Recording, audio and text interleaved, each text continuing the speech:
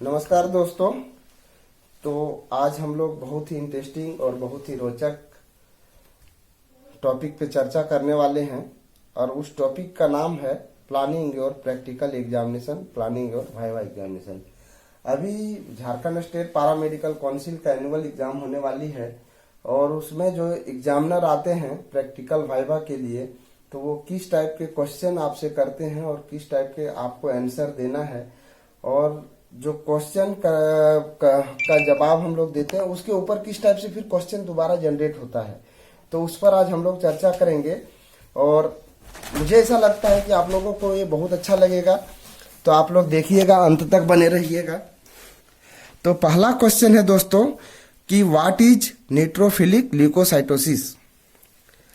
इसलिए मैं एक नोटबुक में नोट भी करके तैयार किया हूं कि भाई आप लोग को किसी तरह की परेशानी नहीं हो, आप लोग लिखना चाहे तो लिख सकते हैं, क्योंकि यदि ओरली मैं बताते जाऊंगा तो हो सकता है आप लोगों को कंफ्यूजन हो। तो पहला क्वेश्चन है दोस्तों, व्हाट इज न्यूट्रोफिलिक ल्यूकोसाइटोसिस। तो उसका आंसर होगा दोस्तों कि absolute neutrophil count above normal range. जैसे टोटल ल्यूकोसाइट काउंट का जो ये टीएलसी यदि हम लोग डीएलसी जब हम लोग करते हैं तो उसमें न्यूट्रोफिल का नॉर्मल वैल्यू होता है दोस्तों 50 to 70%। ठीक है, 100 सेल में 50 से 70 के बीच अनिवार्य रूप से प्रेजेंट होना चाहिए। या तो फिर उससे कम होता है तो उसका अलग प्रॉब्लम आएगा और बढ़ जाता है तो अलग प्रॉब्लम आएगा। तो फिर इसके बारे में भी हम लोग आगे बात करेंगे। ठीक है, और उसमें एब्सोल्यूट काउंट यदि पूछा जाए दोस्तों, एक चीज ध्यान रखिएगा, एग्जामिनर जितना पूछता है उससे एडवांस नहीं जवाब देना है।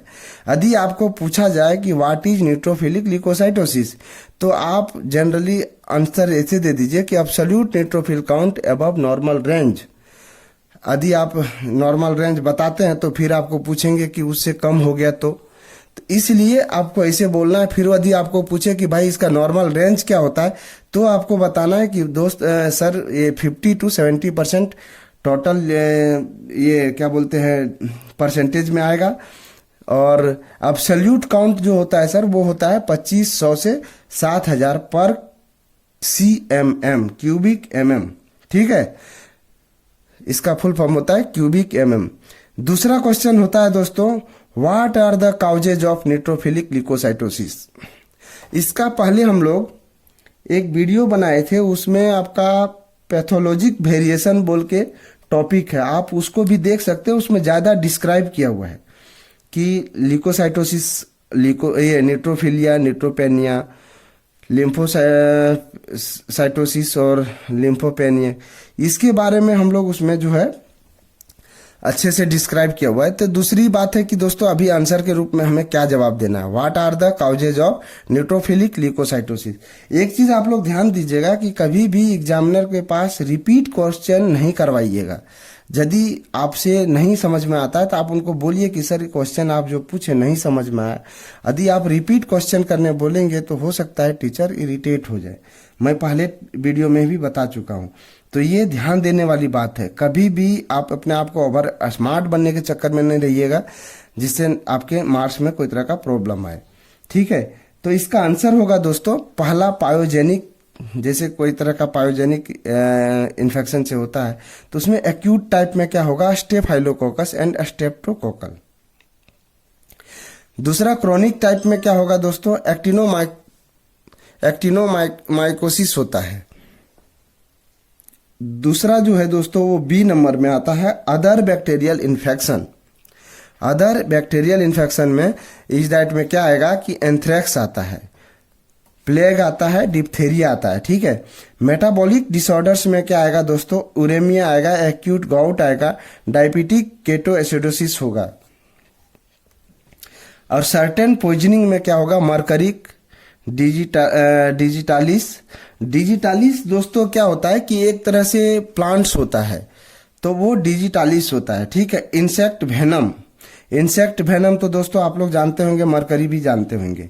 हाइपर सेंसिटिविटी रिएक्शंस जो होते हैं दोस्तों उस किस टाइप से फिर होंगे, सीरम सिकनेस होता है, एक्यूट रोमेटिक फीवर होता है, एक्यूट ग्लोमेरुलोनेफ्राइटिस होता है, after haemorrhage and acute haemolysis में क्या क्या कंडीशन आएगा?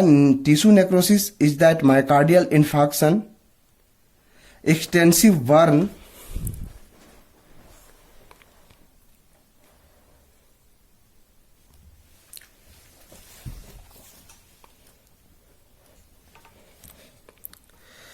एक्सटेंसिव बर्न्स आफ्टर सर्जरी, इसके बाद rapidly grow malignant tumours with tissue necrosis, chronic myeloid leukaemia, polycythaemia vera.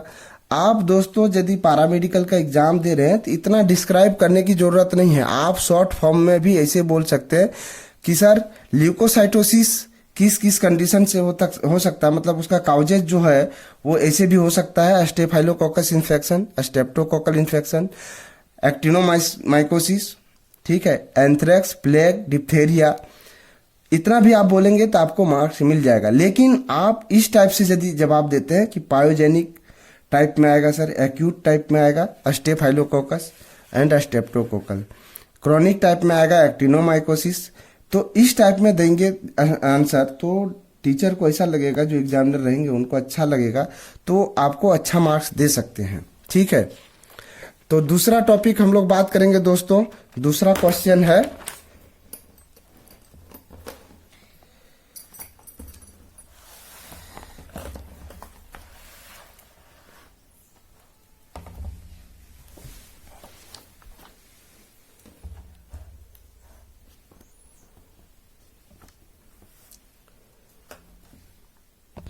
तो अगला क्वेश्चन है दोस्तों, what are the causes of neutropenia. जैसे आप न्यूट्रोफिलिया से निकलेंगे, क्या पता आपसे न्यूट्रोपेनिया भी पूछ दे, तो उसका आंसर होगा दोस्तों इस टाइप से कि उसको हम लोग डिवाइड करते हैं 3 ग्रुप में, इन्फेक्शंस, सर्टेन प्रोटोजोअल डिजीज और अदर कंडीशंस में। ठीक है, तो इन्फेक्शंस में क्या क्या होगा? Typhoid fever, brucellosis, viral disease specially in prodromal phase. Prodromal phase क्या होता है दोस्तों? जो मतलब लॉन्ग टाइम चले, मतलब वर्षों तक चल सकता है, वो प्रोडर्मल फेज होता है। Is that influenza, chicken pox, dengue, viral hepatitis.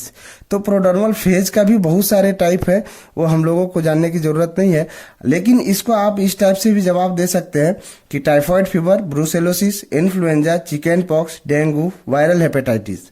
ठीक है, जितना हो सके शॉर्ट में आंसर देने की कोशिश कीजिएगा।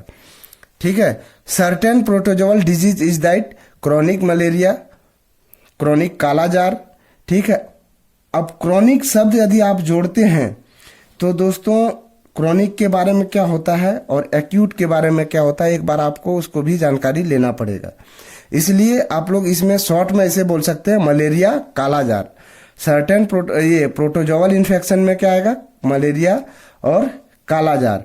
ठीक है, अदर कंडीशंस में होता है दोस्तों hypersplenism, pernicious anaemia, systemic lupus erythematosus SLE और हाइपोप्लास्टिक एनीमिया, ल्यूकेमिक ल्यूकेमिया। ठीक है, इसके बाद नेक्स्ट क्वेश्चन आता है दोस्तों, what are the causes of absolute lymphocytosis. What are the causes of absolute lymphocytosis.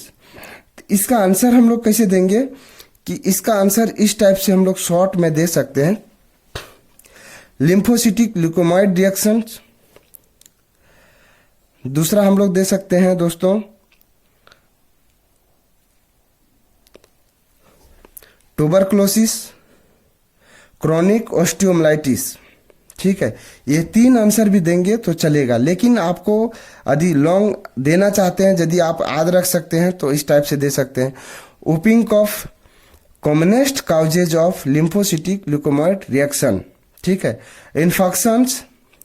Infectious mononucleosis, second commonest causes of lymphocytic leukaemoid reaction. ठीक है, chronic infection like tuberculosis, chronic osteomyelitis.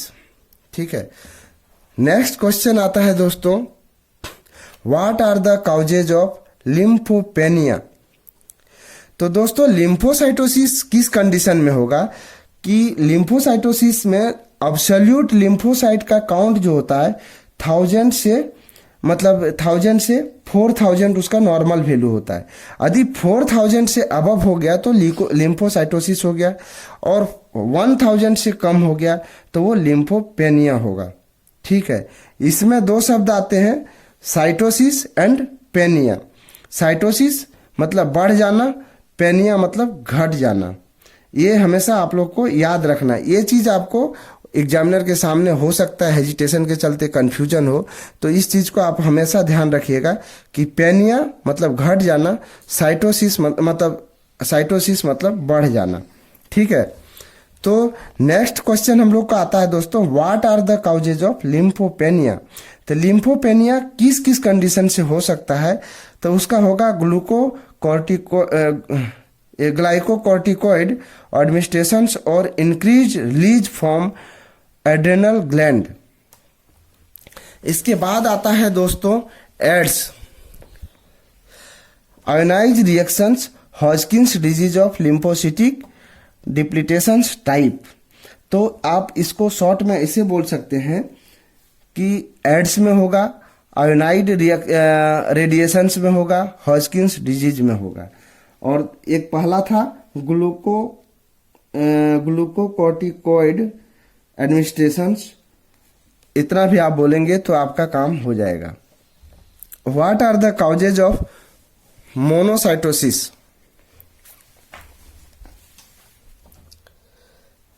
Examiner के पास बहुत question होते हैं जो आप खुद से जनरेट करते हैं। ठीक है, तो what are the causes of monocytosis. What are the causes of monocytosis. तो उसमें दोस्तों दो तरह का है, ये 4 भाग में हम लोग डिवाइड किए उसको। Chronic bacterial disease like tuberculosis, subacute infective endocarditis, protozoal disease में मलेरिया, कालाजार। ठीक है, टेट्रा क्लोरोइथाइलिन पॉइजनिंग और मोनोसिटिक वेरिएंट ऑफ AML। तो दोस्तों AML का फुल फॉर्म होगा एक्यूट माइलॉइड ल्यूकेमिया। तो मोनोसाइटोसिस हो गया दोस्तों। इसके बाद मोनोसाइटोसिस जो है, तो मोनोसाइटोसिस में एब्सोल्यूट मोनोसाइट काउंट कितना होगा दोस्तों, तो एब्सोल्यूट मोनोसाइट काउंट जो होता है वो होता है 50 to 500, और इसका DLC के हिसाब से करेंगे जो परसेंटेज में होता है वो 1 to 5% होता है। ठीक है, तो इसमें साइटोसिस और ये पेनिया, तो इसमें पेनिया पढ़ना नहीं रहता है जनरली, ज़्यादातर नहीं उसमें आता है उसका। तो ये मोनोसाइटोसिस में क्या होगा कि 500 से यदि अधिक हो गया, 500 सेल से मतलब सेल से अधिक हो गया एब्सोल्यूट काउंट में, तो वो हो जाएगा मोनोसाइटोसिस। इसके बाद नेक्स्ट क्वेश्चन आता है दोस्तों, what are the causes of eosinophilia. Generally आपको दोस्तों आसपास ही मिल जाएंगे इसिनोफिलिया के पेशेंट, जैसे कि जिसको एलर्जिक रिएक्शंस होते हैं, बार बार सर्दी आना, खांसी आना, या तो मतलब किसी तरह का एलर्जिक रिएक्शंस हो, तो उसमें जनरली इसिनोफिलिया बढ़ जाता है। ठीक है, इसिनोफिल बढ़ जाता है। तो इसिनोफिल का एब्सोल्यूट काउंट कितना होता है दोस्तों, इसिनोफिल का भी एब्सोल्यूट काउंट होता है 50 से 500।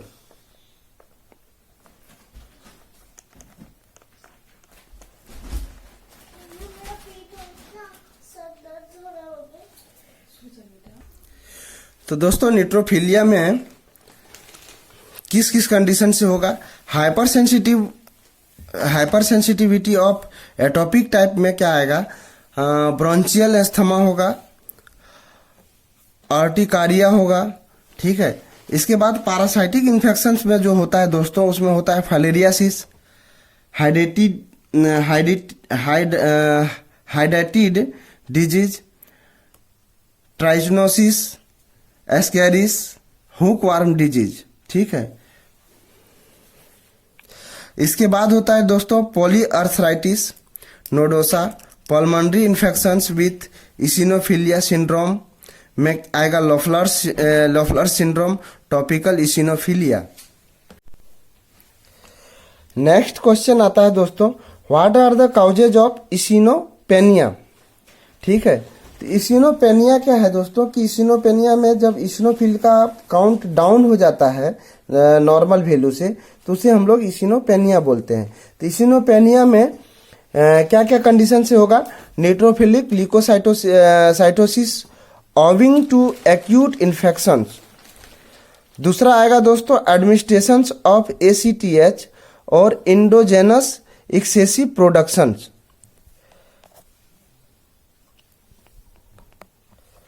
इसके बाद होता है दोस्तों क्यूसिन सिंड्रोम्स और कॉर्टिकोस्टेरॉइड्स थेरेपी। फिर नेक्स्ट क्वेश्चन आता है दोस्तों, what are the causes of basophilia. Basophilia में क्या क्या मतलब कारण से हो सकता है, तो उसका पहला कारण होता है दोस्तों CML और बेसोफिलिक ल्यूकेमिया। अब नेक्स्ट हम लोग चैप्टर में घुसते हैं दोस्तों, उसका नाम है WBC पीपेट। तो दोस्तों WBC पीपेट जो होता है वो आप लोग नहीं देखे होंगे, तो मैं एक बार अभी दिखा देता हूं कि WBC पीपेट कैसा होता है। तो ये है दोस्तों आपका WBC पीपेट। ठीक है, तो ये है दोस्तों WBC पीपेट। WBC पीपेट को पहचानने का मैं विधि बताता हूं कि कैसे इसको पहचानेंगे। तो इसका जो होता है दोस्तों पहचानने का नियम है कि लोअर में जो है 0.5 और 1 का मार्क किया हुआ रहता है। ठीक है, पहला नियम। दूसरा होता है ये, इसके बाद 11 रहता है, 0.5 और 1, और बॉल के जो ऊपर होता है वो दोस्तों अबव पार्क में, मतलब ऊपर पार्ट में वो 11 मार्क होता है। दूसरा है कि इसमें आप देख रहे होंगे कि एक वाइट कलर का बीट डाला हुआ है। ठीक है, ये वाइट कलर का बीट डाला हुआ है जिसके हम लोग इसको आइडेंटिफाई कर सकते हैं कि ये WBC मतलब वाइट सेल्स के लिए ही ये पीपेट है।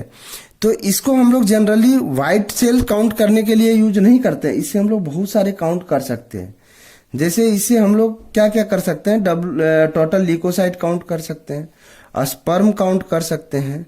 ठीक है, और बहुत सारे सेल्स वगैरह हैं उसको हम लोग इससे काउंट कर सकते हैं। जो 1000 की संख्या में होते हैं, लाख की संख्या में, उसे हम लोग इससे काउंट कर सकते हैं। दूसरा पीपेट होता है दोस्तों RBC पीपेट। तो RBC पीपेट को हम लोग कैसे पहचानेंगे, तो इसको पहचानने के लिए कैसा है दोस्तों कि इसका नीचे जो मार्क होता है 0.5 और 1 होता है, और बीड के बाहर जो साइड ये होता है दोस्तों मार्क होता है, देख रहे होंगे 101 मतलब इसमें 101 मार्क किया हुआ रहता है। और इसके अंदर जो है वो बीड डाला हुआ है जो है आपका रेड कलर का। क्लियर दिख रहा है ना, रेड कलर का है। और अब मैं दोनों को एक साथ लाता हूं।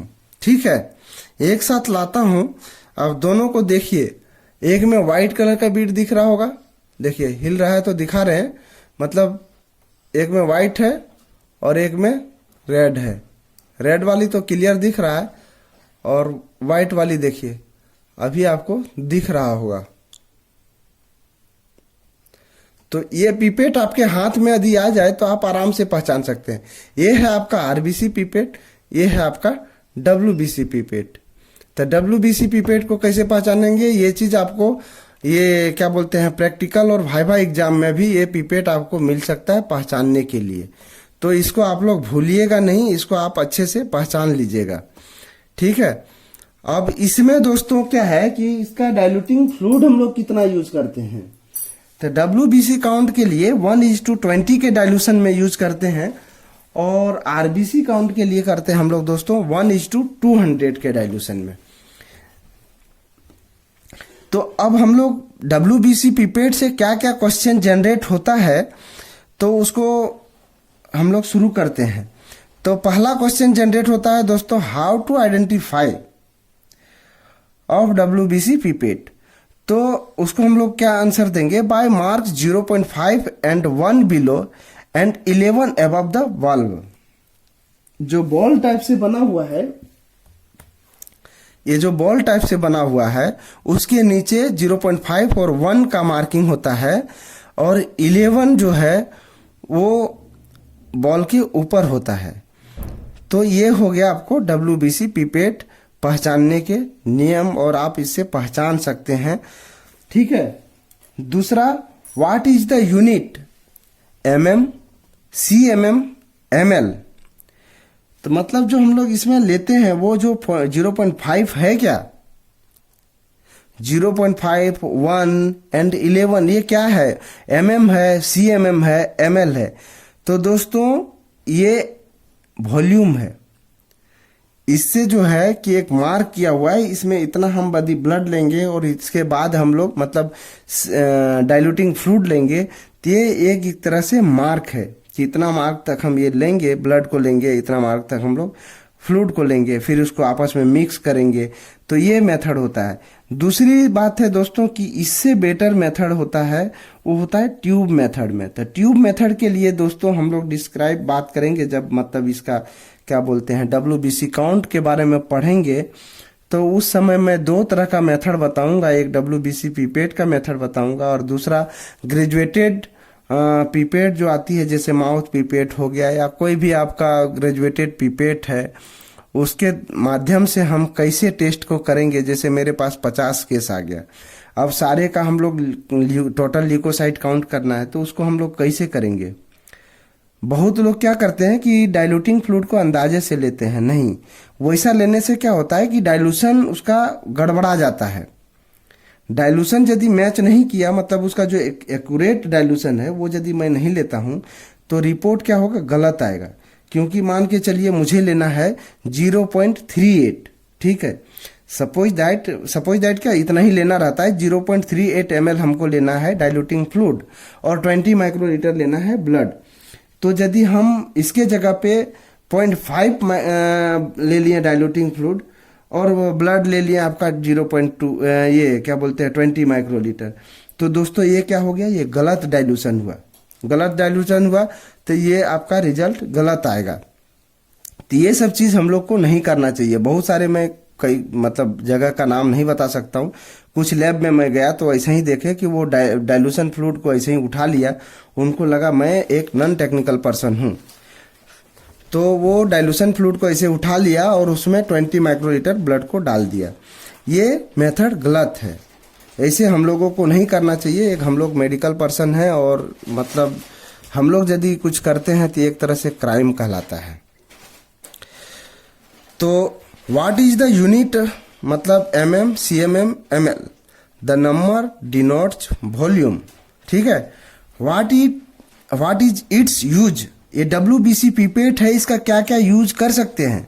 Use for total leucocyte count, may be used to count cell in any fluid where the count is up to a few thousands per microliter।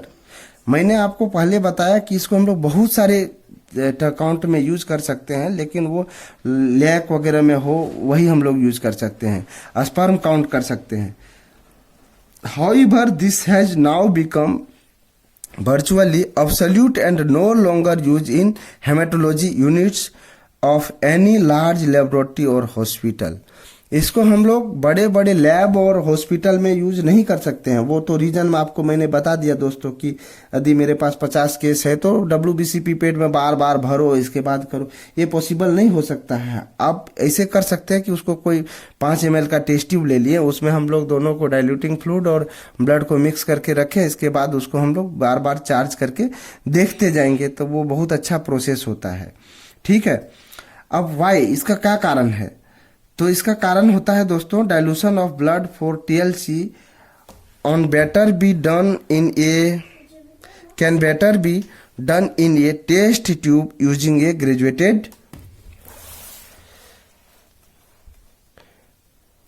graduated pipette to deliver WBC fluid and blood. This method is used less chance of error. This method is used less chance of error. WBC pipette are costly ये जो pipette होता है दोस्तों वो थोड़ा महंगा आता है। Broken particularly at the tip, इसका टिप जो होता है टूटने का चांस रहता है। No special advantage and not easy to clean, इसमें बहुत कुछ स्पेशल एडवांटेज नहीं है और ना ही हम इसको अच्छे से क्लीन कर सकते हैं। ठीक है, नेक्स्ट क्वेश्चन आता है दोस्तों,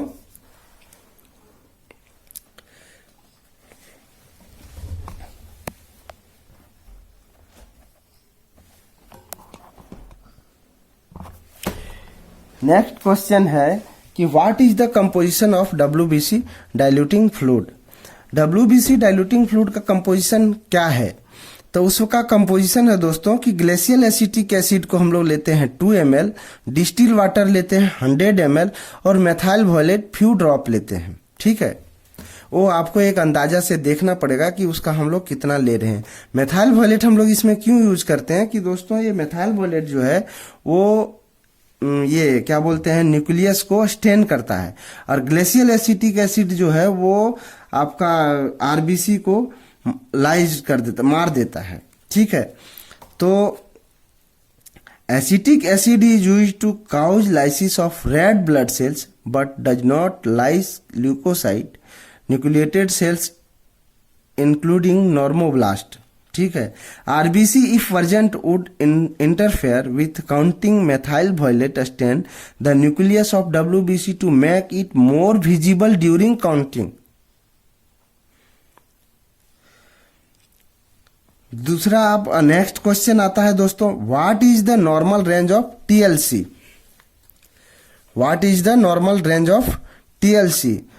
4000 to 11,000 per cmm is normal value of TLC. What is leukocytosis? TLC above 11,000 cmm is called leukocytosis. मैंने पहले भी इसके बारे में बता चुका हूं कि यदि मतलब नॉर्मल वैल्यू से अधिक आ जाए तो उसको हम लोग साइटोसिस में काउंट करेंगे, उसको बोलेंगे। ठीक है, जैसे ल्यूकोसाइटोसिस कब होगा? 11,000 पर क्यूबिक mm से ऊपर यदि जाता है सेल्स काउंट, तो मतलब 12,000 को नहीं बोल सकते, उससे ज्यादा मतलब 13,000 14,000 हो गया, तो उसको हम लोग क्या बोलेंगे? ल्यूकोसाइटोसिस। ठीक है, 12,000 को भी हम लोग बोल सकते हैं किताब के अनुरूप, तो भाई 11,000 से, लेकिन 11,500 कुछ बुक बोलता है, कुछ बुक बोलता है आपका 11,000, तो 11,500 पर cubic mm is called leucocytosis. ठीक है, से अबव हो जाता है तो। What is leucopenia? TLC below 4,000 पर cmm is used known as leucopenia.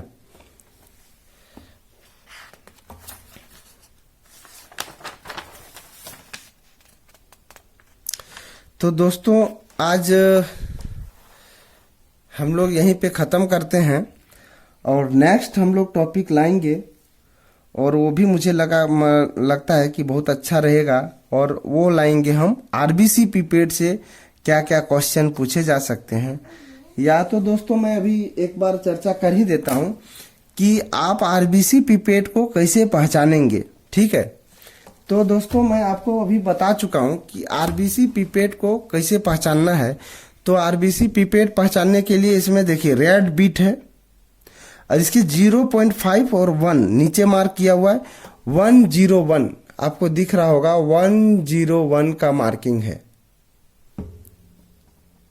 तो 101 का जो मार्किंग है, ये मार्किंग सिर्फ आरबीसी पीपेट में होता है, और ये बीट जो दिख रहा है रेड कलर का, वो सिर्फ आरबीसी पीपेट में होता है। आपको मैं दोबारा दिखाता हूं दोस्तों कि WBC पीपेट में व्हाइट कलर का बीड होता है। देखिए क्लियर दिख रहा है, व्हाइट कलर का बीड है। ठीक है, और ये जो आप आरबीसी पीपेट देख रहे हैं, ये जो है पीपेट, ये है आपका आरबीसी पीपेट। ये वाली पीपेट जो है वो है आपका WBC पीपेट। तो आरबीसी पीपेट में देखिएगा दोस्तों 0.5 to 1 का मार्क नीचे है और 101 का मार्क ऊपर है। WBC पीपेट में क्या है दोस्तों? 0.5 और 1 है, और ऊपर में क्या है? 11 का मार्किंग है। देख रहे होंगे 11 है। ठीक है, तो ये पिपेट छोटा होता है, इसका देखिए आकृति छोटा होता है। 1:20 के डाइल्यूशन वाले जो भी हैं काउंट इससे कर सकते हैं WBC पिपेट से, और जो 1:200 वाले हैं वो हम लोग कर सकते हैं इससे RBC पिपेट से। लेकिन मैं आपको एक सरल तरीका भी बताऊंगा जो जनरली आप बताएंगे किसी भी एग्जामिनर को, वो गलत नहीं बोलेंगे, लेकिन आपको इसके बारे में जानकारी रखना है, क्योंकि इसके बारे में क्वेश्चन 100% पूछा जाएगा। आपके पास बहुत सारे वहां पे इक्विपमेंट रहेंगे, हो सकता है कलरीमीटर हो सकता है सेमी एनालाइजर हो सकता है फुली एनालाइजर हो सकता है आपके पास माइक्रोस्कोप हो, माइक्रोस्कोप के डिफरेंट टाइप हो। तो माइक्रोस्कोप भी पढ़ना बहुत जरूरी है, हम लोग के लिए बेसिक चीज है माइक्रोस्कोप। तो माइक्रोस्कोप के बारे में भी पढ़ना है। सेंट्रीफ्यूज मशीन है, सेंट्रीफ्यूज मशीन का क्या काम है हम लोग, हमको लगता है एक बार मैं सेंट्रीफ्यूज के बारे में भी चर्चा किया हूँ। बहुत ऐसे टॉपिक है दोस्तों, आप लोग का एग्जाम भी तो नजदीक है, उसके अनुरूप हम तो अभी तुरंत नहीं कर पाते, लेकिन धीरे धीरे कोशिश करूंगा कि मैं लैब से रिलेटेड जितने भी हैं, जैसे लैब सेफ्टी रेगुलेशंस है, तो उसमें क्या क्या हम लोगों को ध्यान देना है। यदि हम लैब में आ रहे हैं तो सबसे पहले यदि सपोज दैट मान के चलिए कि गैस लीक कर रहा है, गैस का ये बदबू आ रही है, तो मुझे उस गैस को कैसे मतलब प्रिवेंट करना है कि लैब में मतलब आग नहीं लगे, कोई तरह प्रॉब्लम ना हो। तो उससे बचने के लिए हमको क्या सावधानी बरतना पड़ेगा, आके हम स्विच ऑन कर सकते हैं कि नहीं कर सकते हैं। तो ये सब चीजें जो है इसके बारे में भी हम लोग डिस्कस करेंगे। दूसरी बात है कि कोई तरह का स्पाइलेज हो गई, या तो फिर कोई तरह का फूड मतलब पॉइजनिंग इनहेलर मतलब इनहेल हो गया किसी रीजन से, तो उसको हम लोग कैसे आउट करेंगे, हम लोग कैसे अपने आप को सेफ्टी मतलब क्या क्या सावधानी बरतनी चाहिए। बहुत सारी चीज है पढ़ने के लिए, और लैब में पहुंचने से पहले हम लोगों को क्या क्या सावधानी बरतना है उसके बारे में मैं भी आगे चर्चा करूंगा। तो देखते हैं दोस्तों, जैसा जैसा समय मिलेगा उसके अनुरूप मैं कार्य करता हूं। और अभी आप लोगों को जो बताएं आप लोग देखिए, आपस में शेयर कीजिए, और जहां तक हो सकता है आप लोग कमेंट में जरूर लिखिएगा कि मेरे से मतलब किसी तरह का प्रॉब्लम हो रही है, मैं अच्छा से बता पा रहा हूँ नहीं बता पा रहा हूँ, इसके बारे में भी डिस्कस कीजिएगा। कुछ और मतलब इम्प्रूव करने की जरूरत हो तो मैं कोशिश करूंगा आप लोग का कि मतलब इम्प्रूव करें। धन्यवाद दोस्तों।